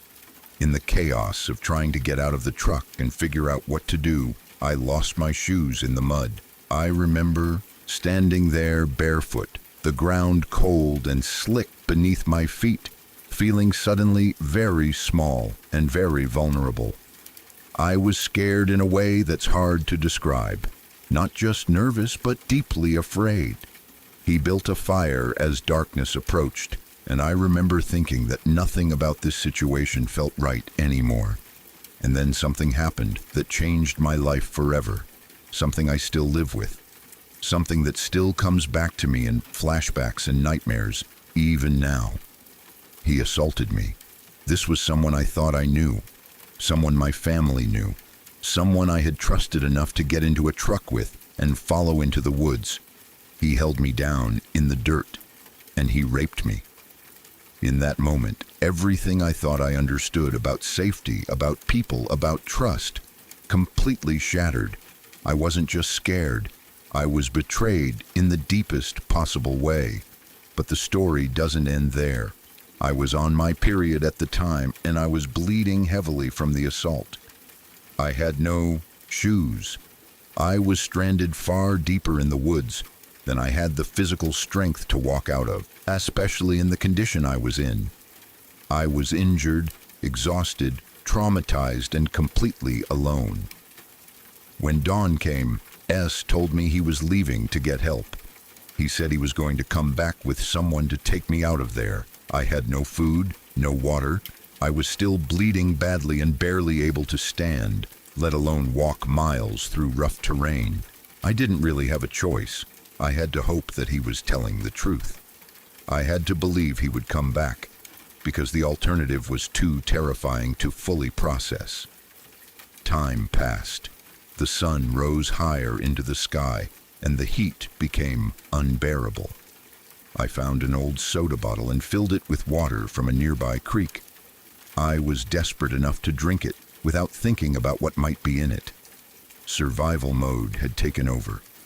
Every thought was reduced to basic needs: water, shade, staying conscious. As the hours dragged on, panic settled in. Fully, he wasn't coming back. I knew it in my bones before I admitted it to myself. The realization hit hard and fast. I was alone. Completely alone. It was about 3 hours until dark, and I knew that if I stayed where I was, I might not survive another night. I made a decision that took everything I had. I decided to walk. I aimed for the old train tunnel, thinking that if I could get there, I might be closer to rescue, or maybe I could flag down a train. Every step was agony. The ground was made of sharp shale and the heat was intense. Later, doctors would say it was around 120 degrees underfoot. I had no shoes, no protection. My feet burned with every step, pain shooting up my legs. I don't know how I kept going. I don't know where the strength came from. I just knew I couldn't stop. Somehow, against all odds, I made it to the tunnel. By the time I got there, my body was failing me. I collapsed inside and screamed for help, my voice echoing off the walls. I screamed until my throat hurt, until my chest ached. At one point, I thought I heard someone shout my name. Hope surged through me for a split second, but there was no response to my screams. The silence that followed felt crushing. Later, I thought I heard a train, fueled by desperation, broken, bloody, burned, and barely holding myself together. I ran toward the end of the tunnel, trying to flag it down. I never even made it that far. Suddenly, cars appeared. 10 of them. They passed me and then stopped. I was confused, terrified, and overwhelmed. My mind couldn't make sense of what I was seeing. For a moment, I thought I was hallucinating. Then one of the doors opened and an EMT stepped out. When they touched me, when I felt a real human hand on my arm, I broke down completely. I wasn't crazy. I wasn't imagining it. I was really being rescued. The aftermath was brutal. I suffered second-degree burns on my feet. I didn't regain feeling in the soles for months. In fact, it was about 9 months ago that I finally got full feeling back. I was malnourished, dehydrated, and severely traumatized. By some miracle, I didn't pick up parasites from the creek water. Doctors told me plainly that he had left me there to die. The only reason I'm alive today, writing this, is because my family refused to give up on me. When I didn't come home, they knew something was wrong. They went to the police. They went to his house. My cousin threatened him. My mother begged him to tell them where I was. Under pressure, he finally gave up my location. But the reason my family even knew to start looking when they did is the part that still gives me chills. At around 5 in the morning, while I was stranded with no signal, no phone access, and no way to contact anyone, my mom received a text message. It simply said, "Help me." There was no sender, no phone number, nothing. She showed it to my stepfather and he read it too. As soon as she called the police, the message disappeared. To this day, no one can explain how that message was sent. I don't know if it was coincidence, technology, instinct, or something else entirely. I only know that without it, I might not be here. That night in the woods changed everything about who I am. It took something from me that I can never get back, but it also showed me the strength I didn't know I had. I survived, and sometimes that feels just as haunting as everything else.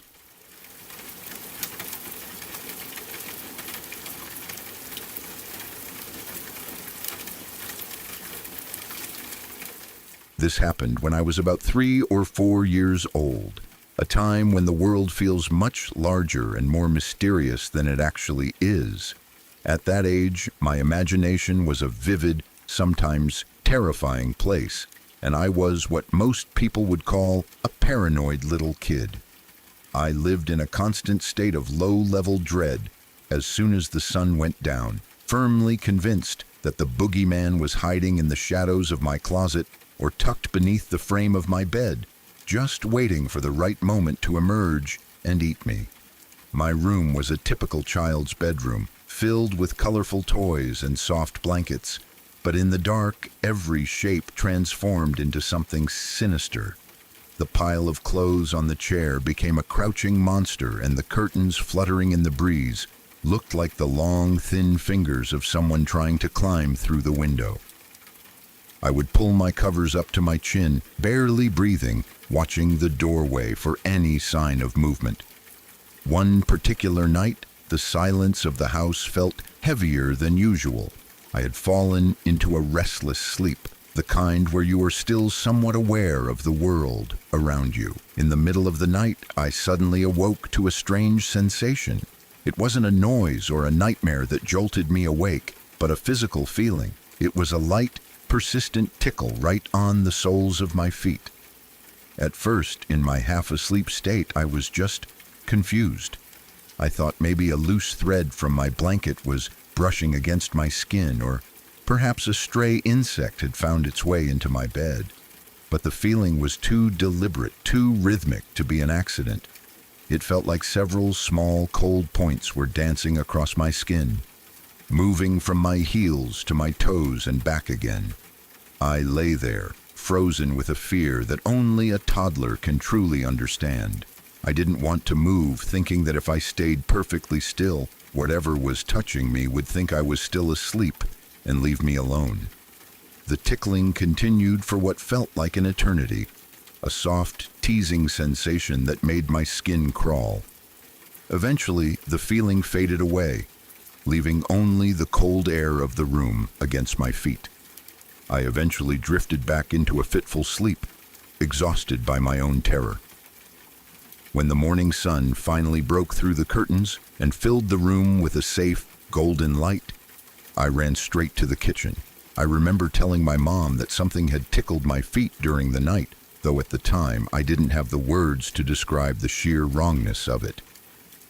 I brought this up to my mom just a few days ago, nearly 2 decades after the event. I expected her to laugh it off, or tell me that I had just been a creative child with a vivid imagination. Instead, the expression on her face changed into something much more serious, even frightened. She sat me down and told me what I had actually said to her that morning, a detail that I had completely blocked out or simply hadn't been able to process as a child. She explained that when I walked into the kitchen that morning, I didn't just say my feet were tickled. I told her very specifically that the shadow people had come into my room. I had described them as dark, thin figures that stood at the end of my bed, and I told her that they were the ones who had spent the night tickling my feet. But what was truly weird, and what frightened my mother the most at the time, was how I described them. She said that as I told her about these shadow people, I was incredibly calm. I wasn't crying, I wasn't shaking, and I didn't seem worried at all. I spoke about them as if they were old friends or a natural part of the household. This sent a chill down my spine because I do not remember me ever saying that, nor do I remember feeling calm. My only memory is the paralyzing fear and the cold, spindly sensation on my skin. The disconnect between my memory of terror and my mother's memory of my calm demeanor suggests something much more horrific. The idea that those entities had some kind of influence over my mind, making me feel a false sense of peace while they were in my presence. Of course, looking back as an adult, I try to find a logical explanation.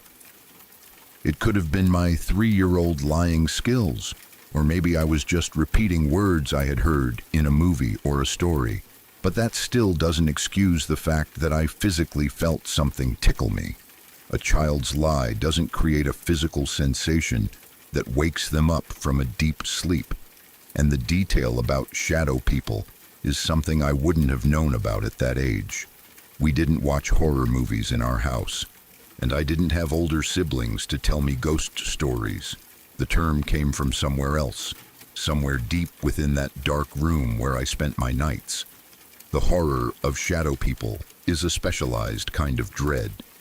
They are often described as dark, humanoid silhouettes that lack any features, no eyes, no mouths, just a void of darkness that is blacker than the shadows around them.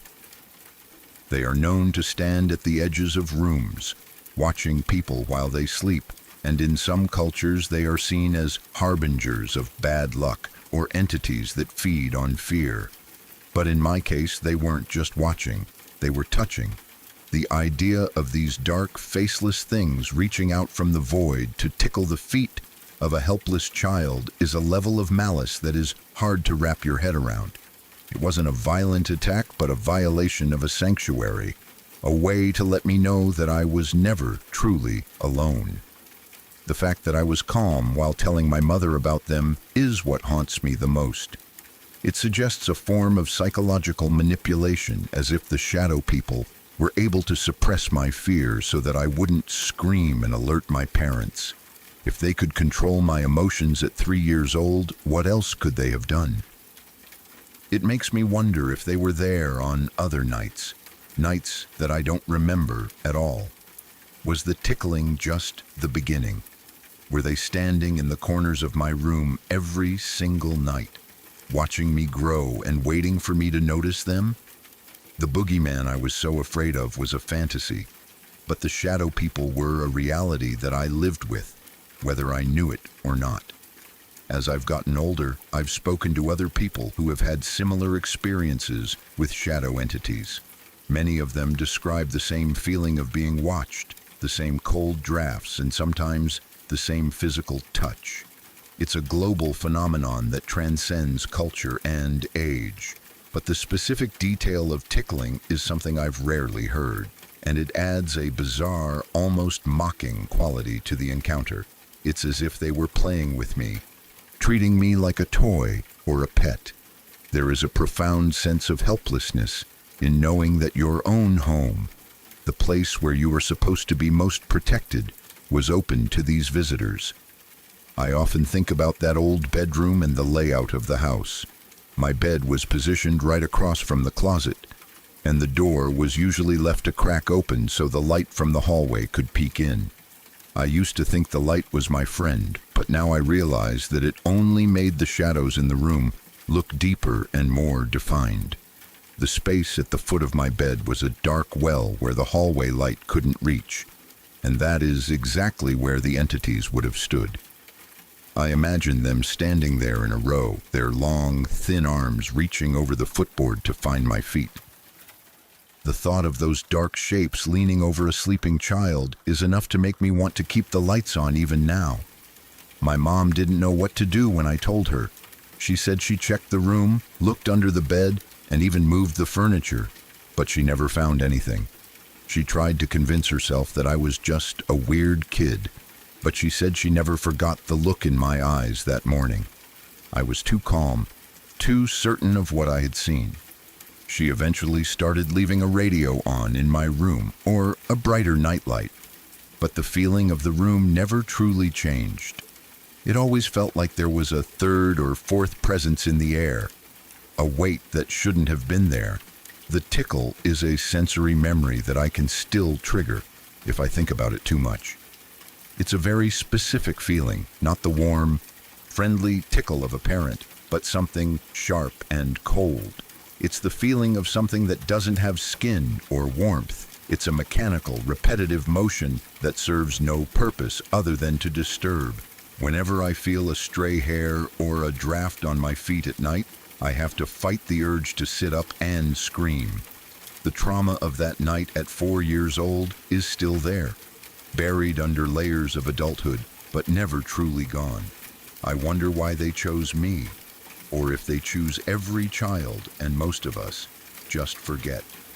Perhaps the boogeyman is just the name we give to the shadow people, because our young minds can't handle the truth of what they are. We turn them into monsters with claws and teeth, because that's easier to understand than a featureless silhouette that just stands and watches. My paranoia as a child wasn't a sign of a weak mind. It was a survival instinct. I knew something was there, even if I didn't have the words for it. My mother's revelation only confirmed what my gut had been telling me all along. The disconnect between the paranoid kid and the calm child is the true horror of the story. It means that for a period of time, I wasn't in control of my own reactions.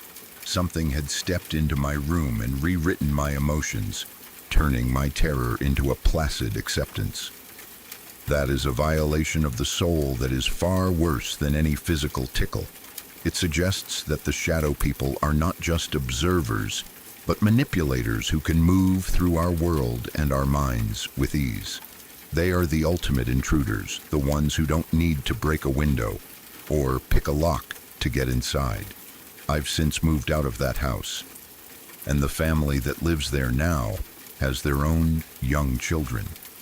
I sometimes wonder if those kids are waking up in the middle of the night to the same sensation. Do they tell their parents about the dark figures at the end of the bed? And do their parents dismiss it as just a dream or just a lie? I hope for their sake that the shadow people moved on when we did, but I have a feeling that those entities are tied to the space itself, or perhaps to the shadows that have lived in that room for decades. Some places just have a darkness that doesn't go away, no matter how much you paint the walls or change the carpet. Looking back, the boogeyman was the least of my worries. He was a story, a way to personify the fear of the dark. But the shadow people were something else entirely. They were a reality that I couldn't escape, a part of my childhood that was hidden in plain sight. The tickle on my feet was their way of making contact, a small, subtle gesture that left a permanent mark on my life. It's a story of a lucky escape, I suppose, because they didn't do anything worse. They didn't take me, and they didn't hurt me in a way that left a scar. But they took my sense of security, and they left me with a question that I will never be able to answer. Why were they there, and what did they want? The world is full of these kinds of stories, small moments of the impossible that happen to people every day. We usually find ways to explain them away, but the feeling stays with you. For me, the feeling is a light, cold tickle on the soles of my feet at 3 a.m. It's the realization that the darkness in the corner of the room isn't just an absence of light, but a presence that is waiting for you to fall asleep. It's the memory of a 3-year-old child telling his mother about the shadow people with a calm that should have never been there. And it's the knowledge that some things in this world are much more terrifying than a monster under the bed. I still sleep with my feet covered, even in the middle of a heat wave. I tuck the blankets tightly under the mattress, creating a barrier that I know is purely psychological, but it's the only way I can find any peace.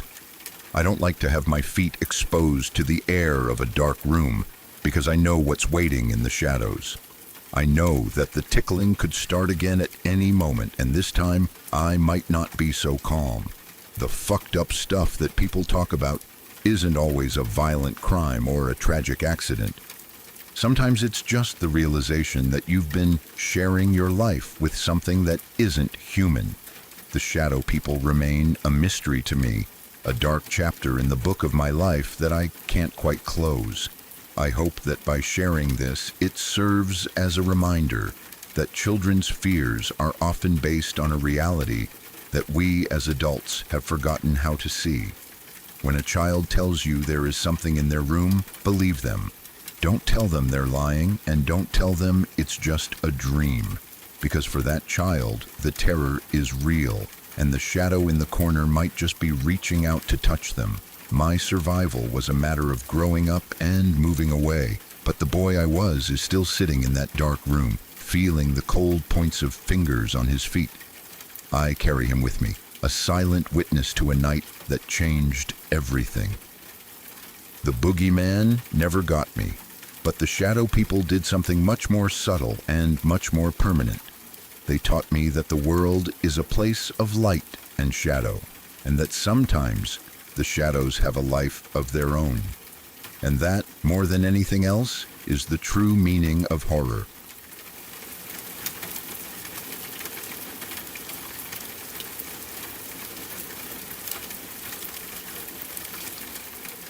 We just moved into a new house, and I never really thought anything about it at first. Moving day is always a blur of cardboard boxes, heavy lifting, and the strange, empty smell of a place that hasn't been lived in for a while.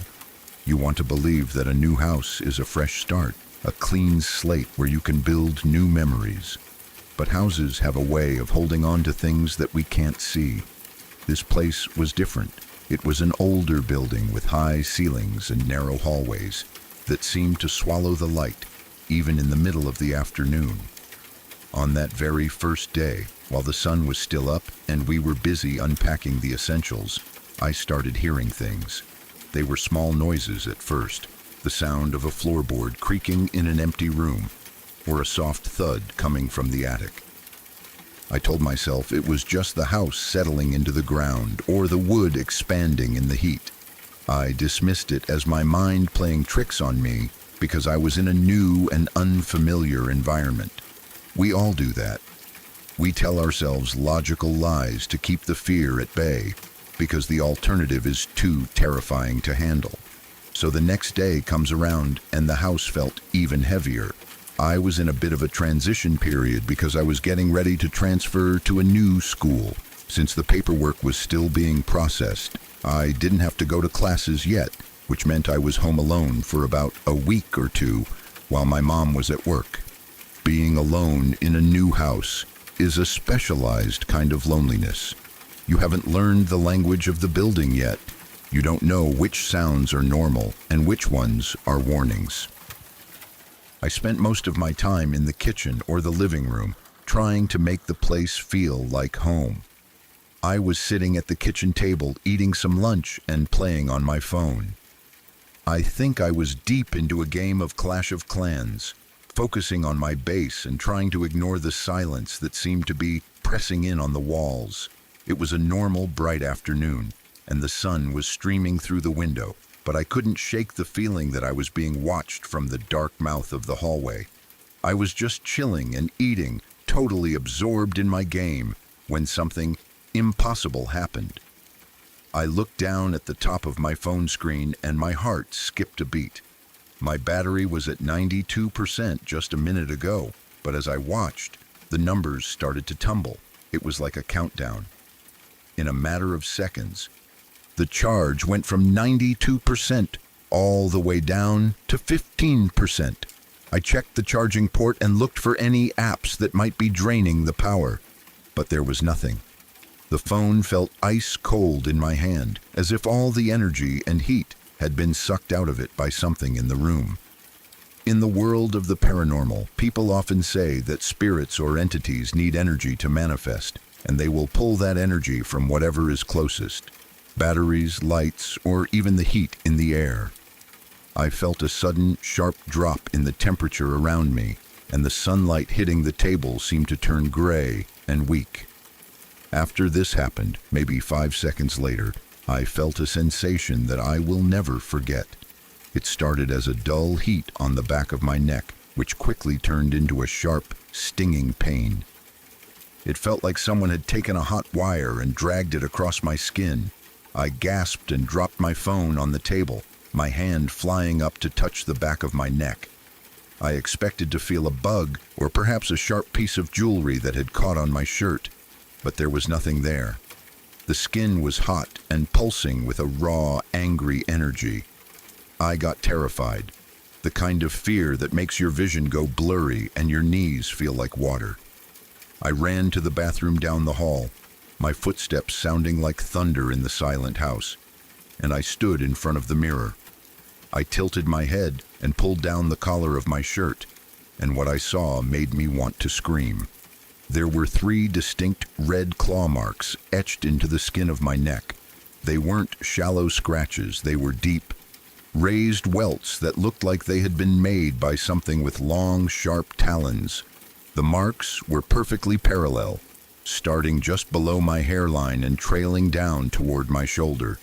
There was no way I could have done that to myself, and there was no way it was an accident. It was a physical assault from something I couldn't see. The 3 marks are often cited in horror stories as a mockery of the Trinity, a sign of something truly malevolent and ancient.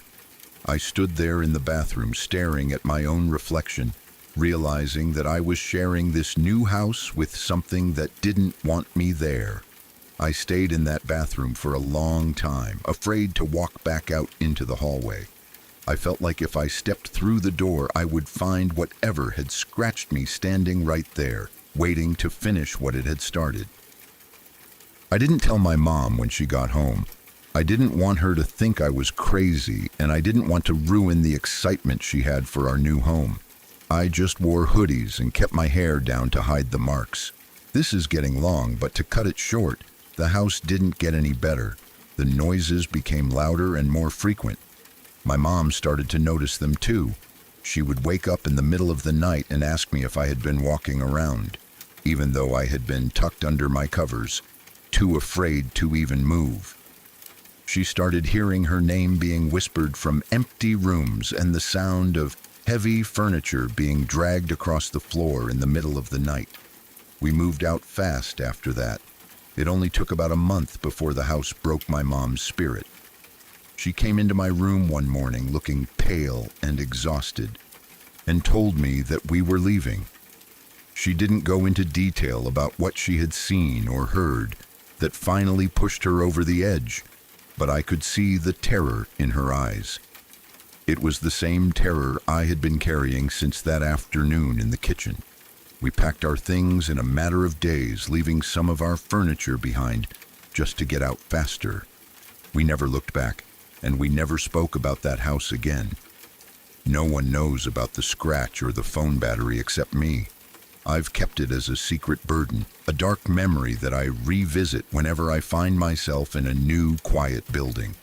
The horror of that experience isn't just in the physical attack. It's in the realization of how vulnerable we are in the places where we are supposed to be safe. We move into these buildings, paying money to live within their walls, and we never really know who or what occupied the space before us. Some houses have a history that can't be painted over or renovated away. They have a hunger, a need to feed on the energy and the fear of the living. That house wanted our energy, and it was willing to use violence to get it.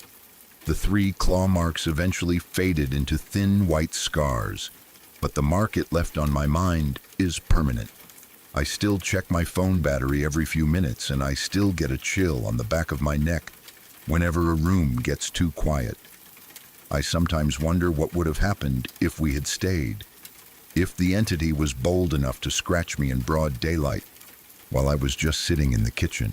What would it have done in the dark of the night? The escalation from noises to physical contact is a sign of a very dangerous presence. I think my mom's decision to move out saved us from something much worse.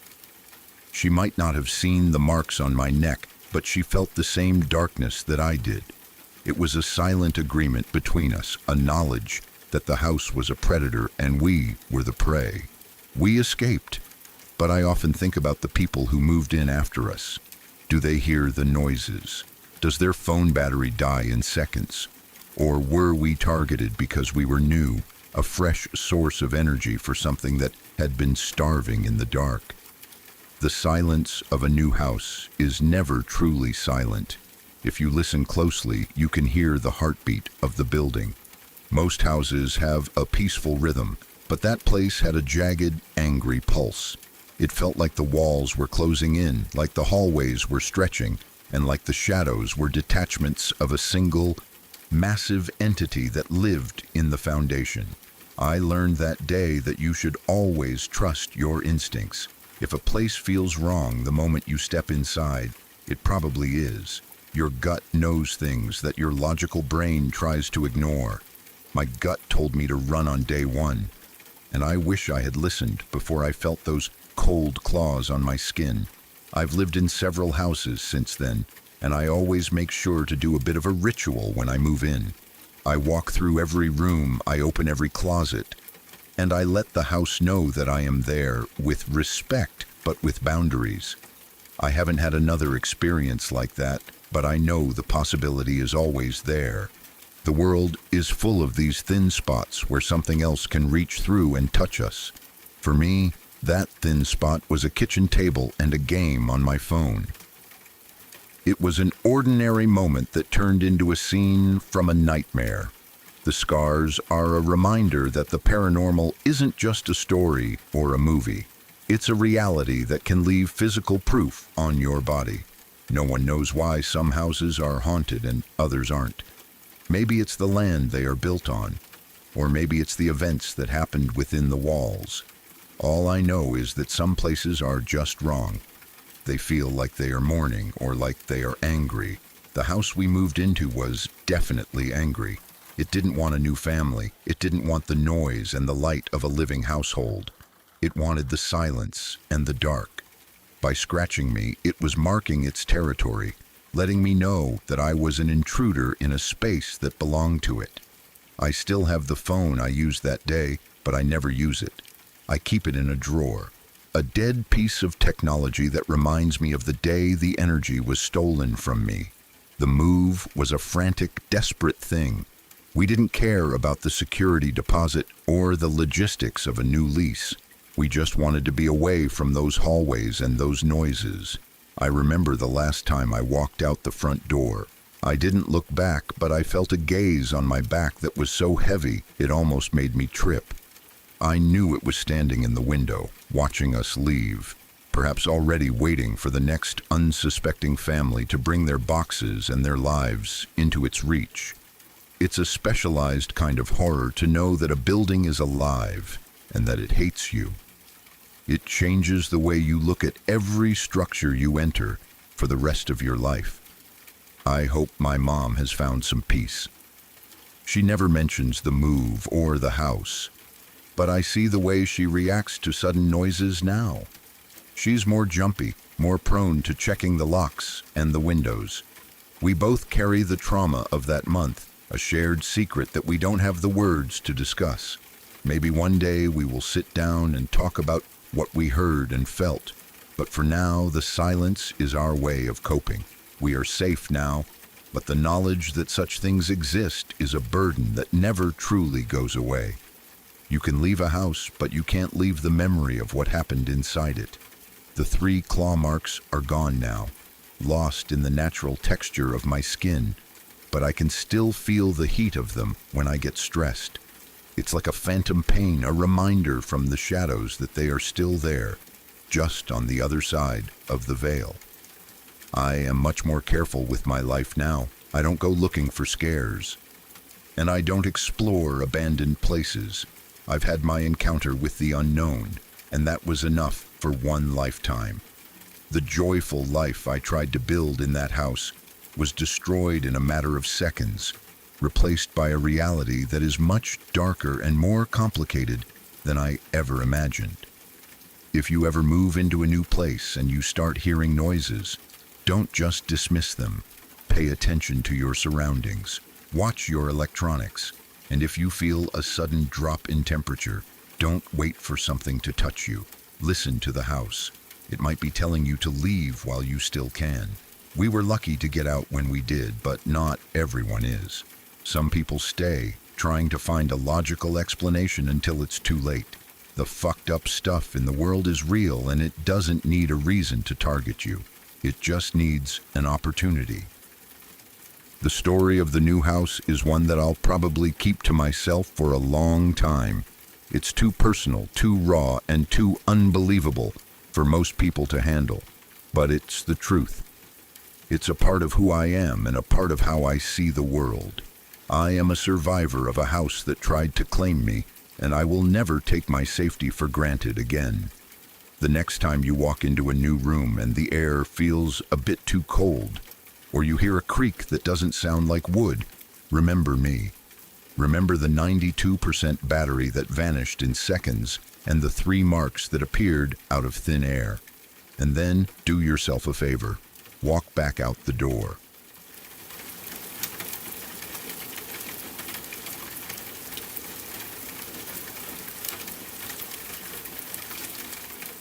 If you're still here, it means these stories didn't just pass through you, they stayed. Every story you heard tonight was real. Real people, real moments, And in every one of them, something went wrong, or almost did. If you want to keep exploring the stories that don't let go so easily, subscribe to Shadow Archives, because there are more stories waiting, and not all of them end before it's too late.